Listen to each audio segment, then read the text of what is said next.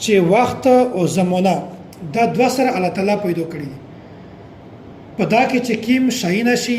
په دا کې کیم واقعات د پېښېږي کیم حادثه پېښېږي او کیم تبدیلی په دغه وخت کې شي په دغه زمانه کې شي دغه ټول تعلق ته الله تعالی سره دی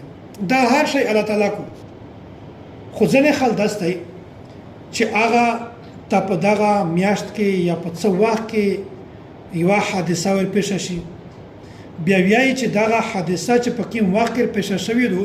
دغه وخت منحوس دی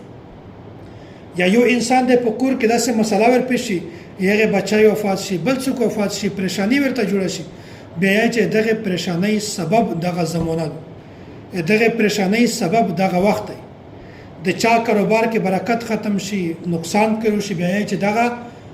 کاروبار مو په دغه میاشت کې شریک کړو دغه وجه نه دغه میاشت منحوسه دو نو د مو کاروبار ځکه به برکت شه حالانکه نه د محرم میاشت منحوسه دو نه د سفر میاشت منحوسه دو یو میاشت هم منحوسه ده